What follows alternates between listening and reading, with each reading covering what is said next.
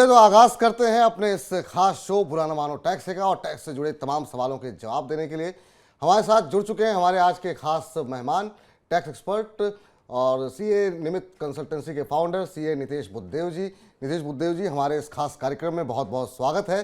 सबसे पहला सवाल जो आज आपसे हम जानना चाहेंगे वो एक शब्द जिसको काफ़ी ज़्यादा चर्चा में आया हुआ है आजकल, हर कोई जानना चाह रहा है ये होता क्या है। मून लाइटिंग को लेकर काफ़ी ज़्यादा चर्चा है और कॉर्पोरेट जगत में काफ़ी सारी चर्चाएं गर्म है। अपने दर्शकों को बता दें कि मून लाइटिंग का मतलब है कि जहां आप परमानेंट काम तो एक जगह कर रहे हैं लेकिन एक्स्ट्रा इनकम के लिए आप कहीं पर दूसरी जगह भी काम कर रहे हैं, साइड जॉब कर रहे हैं, उसको हम मून लाइटिंग कहते हैं। विप्रो ने करीब 300 कर्मचारियों को निकाल दिया है। अब आपसे मेरा सवाल ये है कि मून लाइटिंग से कमाई में भारत के अंदर टैक्सेशन का नियम क्या है, और अगर किसी की मून लाइटिंग से कमाई होती है तो इस पर किस तरीके से टैक्स लगेगा? जरूर जी, बिल्कुल। Thank you so much first of all, आपने मुझे आज इनवाइट किया शो में, और पक्का कोशिश करेंगे कि सभी आंसरों को बराबर से हम समझा पाए। सो आपने जो बोला विपुल जी, काफ़ी चर्चा में है ये मून लाइटिंग, क्योंकि उसमें दो राय उभर के आ रही है। काफ़ी बोल रहे हैं एथिकल है, कोई बोल रहा है इलीगल है, और डिवाइडेड लग रहा है पूरा जो व्यू आ रहे हैं। पर खैर, हम बात कर रहे हैं कि इनकम तो आ रही है। एक मोटिव है, कोई मून लाइटिंग कर रहा है, एडिशनल काम कर रहा है, एक मोटिव तो ये है कि एक्स्ट्रा पैसे कमाए। बिल्कुल। और ये कमाई जो आएगी वो टैक्स फ्री बिल्कुल नहीं होगी। माना कि इनकम टैक्स में मून लाइटिंग की कोई मेंशन नहीं है, पर उसका मतलब ये नहीं है कि ये टैक्स फ्री है। पर अभी मून लाइटिंग से जो कमाई होती है, जो एक्स्ट्रा इनकम मिल रही है दूसरी जॉब करके, वो टैक्सेबल हो। उसकी दो, उसमें मेनली दो प्रकार की चीजें देखी जा सकती है। एक तो है कि वो सैलरी के रूप में मिल रही है या प्रोफेशनल फीस के रूप में मिल रही है।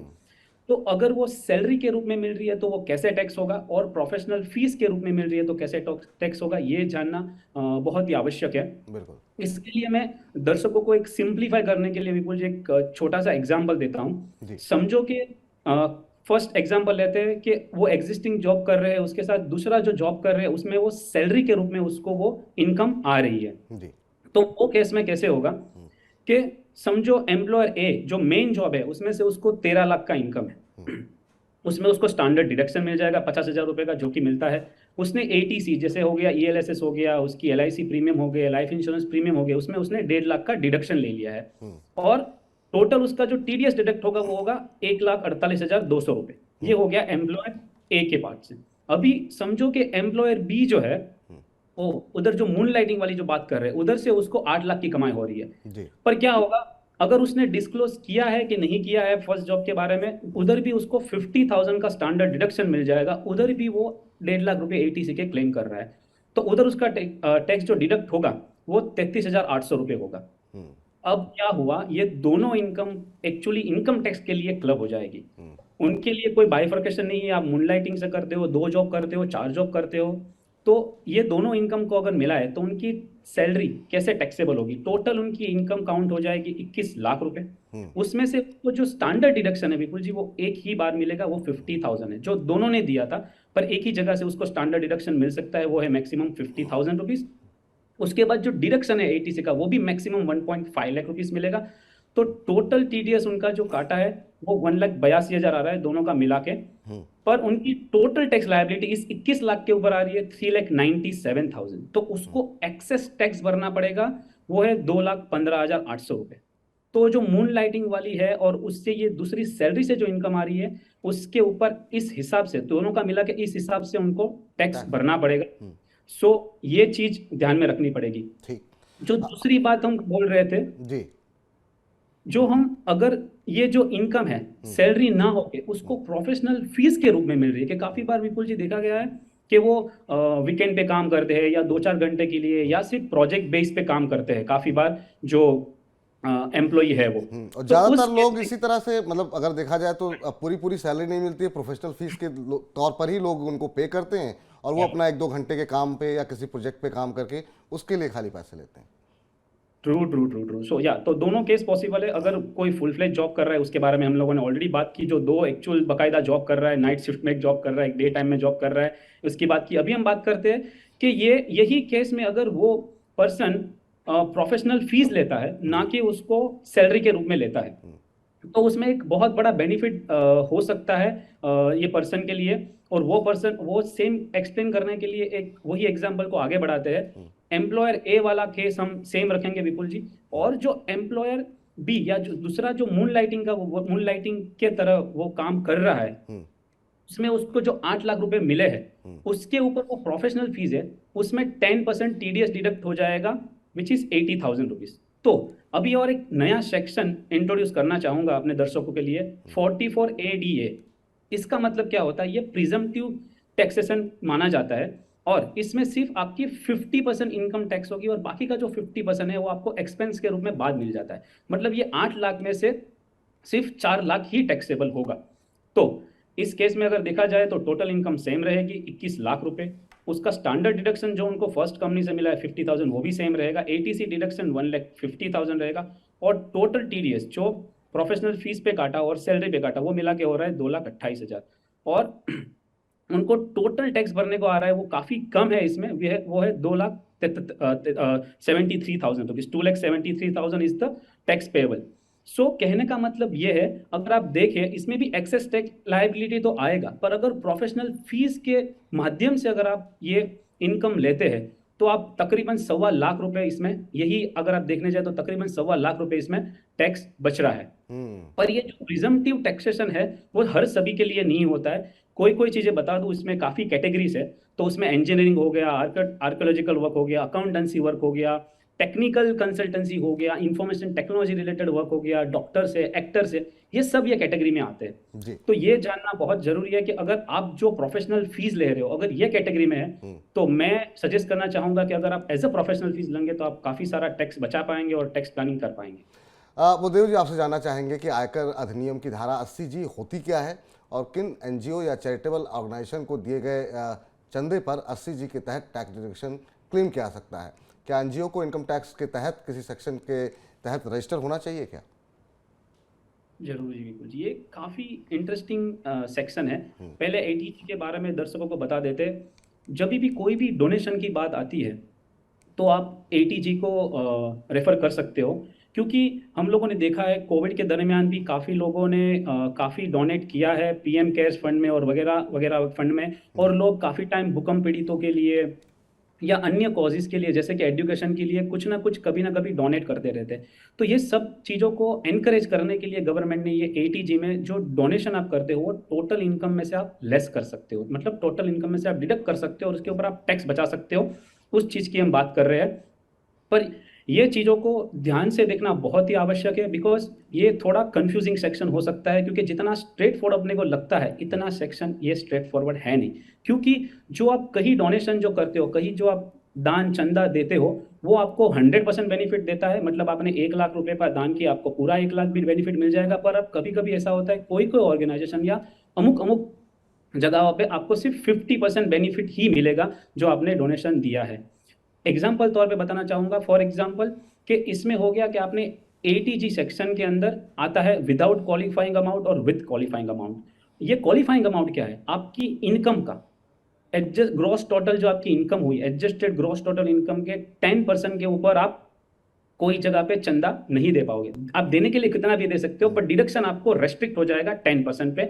एक चीज वो है, और उसके अंदर भी जो आपको चंदा देते हो आइदर 50% या तो 100% क्लेम ले सकते हो, और दूसरा हो गया कि जिसके अंदर कोई लिमिट नहीं है, आप जितना भी चंदा देना चाहो वो पूरा चंदा दे सकते हो, पर उसके अंदर आपको पूरा 100% बेनिफिट मिल सकता है या 50% मिल सकता है। एक सिंपल उदाहरण के तौर पे विदाउट क्वालिफाइंग लिमिट जो 100% वाला है उसके अंदर फॉल होता है पीएम केयर्स फंड हो गया, आर्मी सेंट्रल फंड हो गया, ऐसे सारे फंड आते हैं। और बाकी जो विद क्वालिफाइंग लिमिट के साथ आते हैं और जो ज्यादातर देखा जा सकता है, जैसे मंदिर या मस्जिद या कोई भी धार्मिक स्थल पे चंदा देते हैं, ये सारे मेजोरिटी ऑफ दिस, और एजुकेशन इंस्टीट्यूट हो गए, ये सब जो देखा जाता है विपुल जी वो फॉल होते हैं विद क्वालिफाइंग लिमिट और 50%। मतलब कि आप पूरा जो दे रहे हो उस पूरे के ऊपर डिडक्शन नहीं मिलेगा, उसके 50% के ऊपर ही आपको डिडक्शन मिलेगा। और जैसे आपने पूछा वो बहुत ही इंपॉर्टेंट है कि इनको कोई सेक्शन के अंदर रजिस्टर होना पड़ेगा। जरूर उन लोग को एटीजी 5 सब सेक्शन 5 के अंदर उन लोग को ये चैरिटी कमिश्नर के पास रजिस्टर होके ये बकायदा प्रॉपरली उसको गाइडलाइन फॉलो करके रजिस्टर होंगे, तो ही जो हम डोनेशन देते हैं उसके ऊपर वो एटीजी का रिसीट इश्यू कर सकते हो, और फिर ही हम उसको डिडक्शन में दिखा सकते हैं। ये आपने इसको थोड़ा सा और डिटेल में समझते हैं। जैसे आपने मंदिर मस्जिद का जिक्र किया, क्या मंदिर मस्जिद की मरम्मत के लिए बहुत सारे लोग आते हैं, कुछ लोग स्वेच्छा से जाकर के दान करते हैं बड़ी तरीके से मंदिर निर्माण के लिए, तो क्या आप जो कह रहे हैं कि उनका रजिस्ट्रेशन पहले से 80G के तहत होना चाहिए तभी डिडक्शन मिल सकता है? और किसी भी चैरिटेबल संस्था को हम चंदा दे सकते हैं या गिनी चुनी संस्थाएं हैं कि इनको ही दिया जा सकता है? क्योंकि कई जगहों पर ऐसा होता है कि मोहल्ले के मंदिर में भी लोग बड़ा दान पुण्य करते हैं, उस पर भी क्या क्लेम कर सकते हैं क्या? बहुत बहुत ही इम्पोर्टेंट सवाल है विपुल जी। क्योंकि क्या होता है, नॉर्मली हम समझते हैं कि कोई भी मंदिर मस्जिद में हमने चंदा दिया और उसके ऊपर डिडक्शन मिल जाएगा। ऐसा बिल्कुल नहीं है। पहले तो जो भी ट्रस्ट और जो भी एनजीओ है वो सिर्फ रिलीजियस एक्टिविटी करती है या कोई भी एक ही धर्म के प्रचार के लिए या उसके लिए काम करती है, उस वो जाति या धर्म के लिए काम करती है, उसको एटीजी का सर्टिफिकेट मिलेगा ही नहीं। क्योंकि चैरिटी का बहुत क्लियर मीनिंग है कि वो कोई पर्टिकुलर धर्म और जाति के लिए नहीं होना चाहिए और रिलीजियस एक्टिविटी नहीं होनी चाहिए। बट अभी आती है वापस मंदिर मस्जिद और धार्मिक स्थलों की बात। उसकी मरम्मत हो गई, उसकी या नई स्थापना के लिए या नया कंस्ट्रक्शन के लिए जो चंदा जाता है, और उसके लिए बेनिफिट जरूर मिलेगा, उसके लिए डिडक्शन जरूर मिलेगा, पर वो कौन से है वो समझना बहुत जरूरी है और वो कौन से कैटेगरी में फॉल होते हैं। नॉर्मली क्या होता जी। है, सेंट्रल गवर्नमेंट एक गेजेट के अंदर ये सारी जो मंदिर मस्जिद गुरुद्वारा चर्च और जितनी भी रिलीजियस प्लेसेस है जिसके ऊपर आपको बेनिफिट मिल सकता है वो ऑफिशियल गेजेट में देती है। और ये कौन से धार्मिक स्थल इसके अंदर कैटेगराइज होंगे, आइदर वो हिस्टोरिक है, उसका आर्कियोलॉजिकल इंपॉर्टेंस है, या उसको आर्टिस्टिक इंपॉर्टेंस दिया गया है, या तो फिर वो बहुत ही प्रख्यात है स्टेट और सिटी में और उसको ये गेजेट के अंदर नोटिफाइड किया गया है। सो फॉर एग्जाम्पल आप बोल सकते हो कि राम जन्मभूमि हो गया, सोमनाथ टेम्पल हो गया, ऐसी बड़ी मस्जिदें हो गई, ये सब जगह पे अगर आप चंदा देते हो उसकी लिए तो आपको जरूर से टैक्स बेनिफिट मिलेगा। पर ये फॉल होता है 50% कैटेगरी में और क्वालिफाइंग लिमिट में। मतलब कि अगर आपका इनकम धारो के 10.5 लाख रुपए है, सैलरी से किसी का इनकम 10.5 लाख रुपए है, तो 50,000 पहले हम लोगों ने निकाल दिया स्टैंडर्ड डिडक्शन के लिए। अभी उनका इनकम है 10 लाख और अभी वो 2 लाख रुपए चंदा देंगे तो उनको बेनिफिट मिलेगा सिर्फ 50,000 का। आप सोचेंगे कि 2 लाख का 50% तो 1 लाख 1 लाख हुआ। हुआ।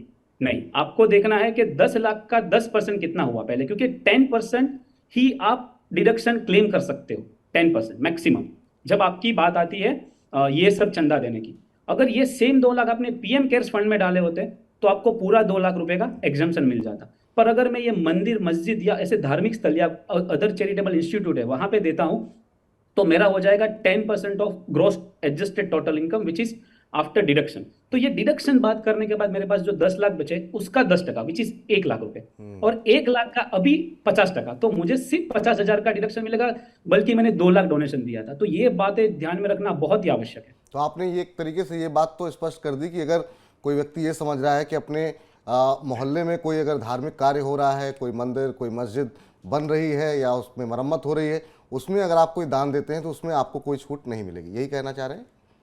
राइट राइट चलिए। राइट। और वो देखना पड़ेगा कि वो एटीजी के अंदर रजिस्टर है कि है नहीं, कि पर नहीं? चांसेस। बिल्कुल बिल्कुल। तो ये हमारे दर्शकों को थोड़ा सा स्पष्टता इस विषय पर आ गई। अब अगला सवाल ये है कि आयकर अधिनियम का जो सेक्शन 80GGA होता है वो आखिर में क्या है और इसके तहत कौन से ऐसे इंस्टीट्यूशन हैं जिनको दान दिया जा सकता है और इस पर डिडक्शन किस तरीके से क्लेम किया जा सकता है? पहले तो 80GGA को थोड़ा सा समझाइए।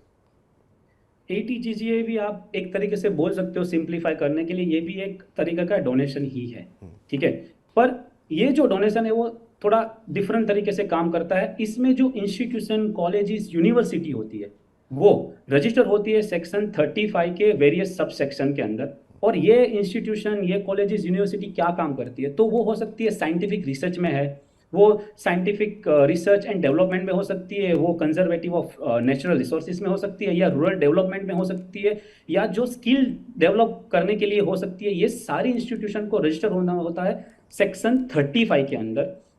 वो जितनी भी ये इंस्टीट्यूशन है अगर उसमें आप डोनेशन देते हैं सो वो आपको बेनिफिट मिलेगा 80GGA के उसके अंदर आपको बेनिफिट मिलेगा। और या इधर एक बात ध्यान में रखने जैसी है कि इसमें आपको 100% बेनिफिट मिलेगा। अगर आप 1 लाख रुपए डोनेशन दे रहे हो या 2 लाख दे रहे हो, आप पूरा 100% क्लेम कर सकते हो।